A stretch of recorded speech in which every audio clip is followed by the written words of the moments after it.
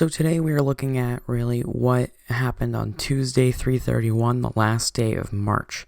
So there was a surprising severe outbreak across parts of the South. So what we're really wondering here is, is this normal? This could be the new normal for the year. And so you're thinking, oh, maybe we'll see some of these pop-ups. Well, we're going to talk about in this episode the active spring environment. And this is actually quite interesting because the spring environment is the most active of the whole year. We see more active patterns. We see more rainfall, more of everything. We see the maximums. And we can see it all at once. You can have systems that have snow in the north part and in the south part have like 100% severe thunderstorms, tornadoes, like outbreaks and stuff like that. It's crazy. So just talking about what really happened on Tuesday. So we had a slight threat in the morning hours. And if you remember that, we were looking at from the outlooks for the day, they all showed a slight outlook for severe thunderstorms across parts of the Florida Panhandle, South Georgia, and South Alabama.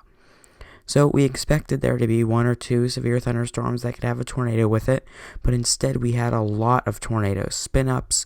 We had tornadoes all the way down in Florida, all the way up through parts. Even I think there was one potentially in Mississippi. And we had a long track one go from Alabama right up to Georgia, and then the same storm put down another one like 3 miles east of that as another tornado was put down. So they boosted that slight to enhance just as the storms occurred. So we had these sudden spin-ups also. So really, are we looking at something that was like a surprise? What all happened? We had these longer tracks, as I mentioned, from Alabama into Georgia. And on these storms were multiple rotations. So we saw these and, it went from being a slight, which shows 1 or 2, to an enhanced, which shows anywhere between like 3 and like 5-ish to maybe 10 at most, where we're looking at some certain cells. Well, the HRRR had shown single supercells that we're going to be producing. What actually happened is we had 1 or 2 that produced a gigantic storm. We had 2 supercells combine and form a massive storm, and then some more cells joining it that weren't supercells, just giving it more strength. So these storms had unexpected changes that no model had shown. And that gives us a great point on why early spring atmospheres are so, unstable. They can get very unstable quickly. It can be a nice sunny day like what it is today, and it can go from that to a great example of what's happening down in Texas. Nice and sunny. As soon as noon hits, we're going to have some massive supercells happening down there. So it can go from, a quite sunny day and where it's nice outside, 60, 70, to these massive storms in a matter of minutes. And that's something we don't see that in the wintertime. In the wintertime, we see big winter storms coming through that produce and track the whole country. With hurricanes in the hurricane season, we see them off the coast and then produce and then they hit the coast. But during tornado season, really this early part, so we're talking about the end of March and in the first half of April is the target spot for our early atmosphere. We are seeing storms that can go severe and then not in a matter of seconds. And we can see these systems pop up and then dissipate in a matter of 3 to 30 minutes. And in those 3 minutes, a tornado could drop and then that could be it. Or we could see quick spin-ups in some little rotation couplets in the cell. So we start to look at, why is April, May so perfect? So what happens is in April and May, we have the temperatures up in the 60s, 70s, and 80s. Combine that with a dry line that forms, and you end up with some helicity. The helicity is like the kind of like a vacuum effect that will suck up all the energy, and we're going to see this energy centered along that one point.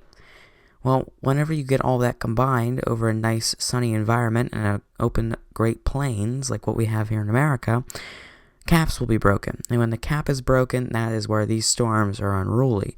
The cap is what basically holds the energy from kind of exploding and creating these massive outbreaks. If there was no cap, there would be non-stop outbreaks with all this convection. Well, the convection is stopped because of the cap. It's an area of, how they have the cold air, warm air, then cold air. It's keeping it condensed in one area.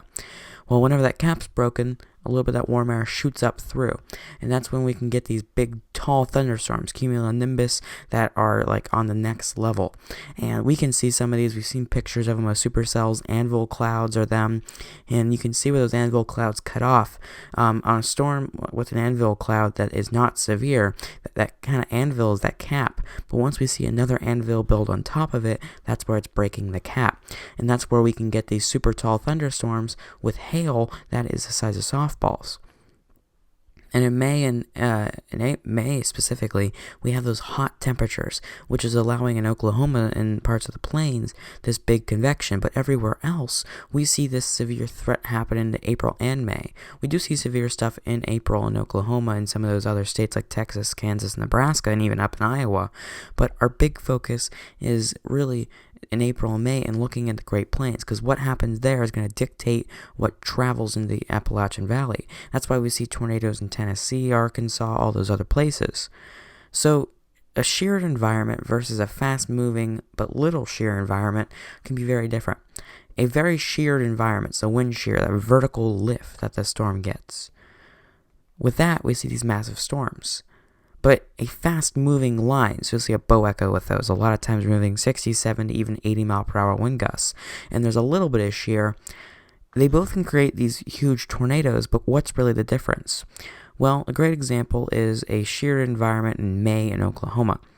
We see these massive storms where they drop 10 to 20 tornadoes all at once, and they're all, super big, tall thunderstorms where you can see them for like hundreds of miles. A fast-moving but little shear storm is a quick pop-up that is moving quickly. It's a line. It's normally associated with a line. And along the line, there will be little rotations with a little bit of shear that picks up and then it'll rotate. And you see these little couplets in the line, that kind of C shape where it hooks back. It's kind of like a G eventually. It shapes like a G. And that's where we can start seeing that hook. Well, what happens with those is we can't get some long track ones that are embedded along the line, but that's the point. We get embedded along the line.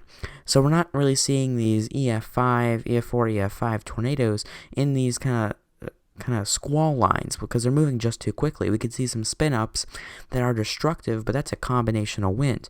When we have a sheared environment where there is a supercell sitting over one spot moving less than like 30 mile per hour, it is just going to drop this tornado and it will stay because there's no energy going anywhere else. A single supercell is taking all the energy. So that's why whenever you look at storm chasing, you have to look at, okay, is this cell going to take all the energy, or is it going to combine or weaken because another cell is going to take it? And you most of the time want to follow a cell that is, I'm going to call the lone wolf. It's going to be by itself because it will take all the energy. And if it's on the south side, you want to take that south side. If it's moving to the northeast, let's just say, or even the east, because it's going to gain the most energy out of this storm. But storms in the south versus storms in the plains. So in the south, we have all these big hills and bumpy. Dixie Alley isn't the best terrain. Storms in the plains have a flat surface. Well, these hills and stuff, there's different pressures and different altitudes and stuff, and storms have to deal with that. And there's different, topography features that are affecting shear. But in the plains, where there is nothing, it is just flat. There are some hills, but they're flat. That's where we get to see these big thunderstorms that can just produce, because there's nothing topography-wise and geographical that is blocking these. So how this tornado season looks is we're going to see a combination this year. We're going to see some in the south. We're going to see them across. This year, we've already seen a very active year across parts of Arkansas, Tennessee, Kentucky, Indiana, and even up into Illinois. But we're going to focus on, too, the plains, because we're going to see these systems that will start in the plains and travel the whole way across the country. So this season looks like it's going to be about a kind of a big traveling season in a way. We're going to see long track storms. And everything's pointing towards that we're going to see some supercells and stuff. So it's going to be an interesting year for that. But really, what was so surprising about this down in Florida and Alabama and Georgia was how fast it went, and that is just a perfect example of how these setups are in early April, end of March, early April. We see these really quick storms, but then we look into April, May, where that core is the middle of April into the whole month of May. We see these core storms that are just, you could tell they're going to be severe. And then there's that difference between May, June, and July. May into June, it's kind of that downfall of, every single storm that is in a sheared environment is going to produce a tornado. We go to where there's going to be a lot of big time thunderstorms, just they're not producing as many tornadoes. There's no doubt we still get tornadoes. It's just we're going to have a lot more of those storms that are big not produce them. Then into July is where it gets really hot, so we'll see some thunderstorms, but they're not going to be as big. Or we're going to see this very photogenic LP, that low precipitation environment, where we can see these massive storms building, where we see them for a long ways, and then one or two of them might drop a tornado, but still they are massive storms. So that's basically what all spring is. It's like a battleground. You can't tell what's going to happen. It's so spontaneous in a way. So you have to just watch that, and that's something that makes spring so special when it comes to, all of these storms. But that about does it for this podcast, just talking about, what all is happening with our active spring environment to give you an idea, discussing what all is going on, and kind of looking back at that Tuesday 3/31 surprising severe outbreak that occurred because we saw some big tornadoes. And if you were watching any of the Storm Chasers live streams, they were big. And it reminds us back to Tishomingo about how early that was and how big that tornado was. So it's definitely something we have to look at this year. Is this year going to be more severe?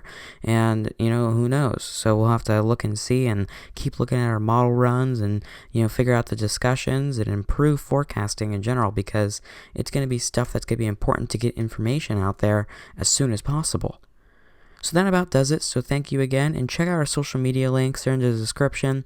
You can check out our YouTube channel to see some videos. We have forecasts posted almost every single day, and we have EDU videos. These podcasts are posted there, and those EDU videos are going to be a really good one if you're into weather and you want to know a little bit more about some of the severe weather processes. We are doing a lot of those videos here coming up, so we hope to see you there. Well, thanks again. We hope to see you in the next episode of the EF Show.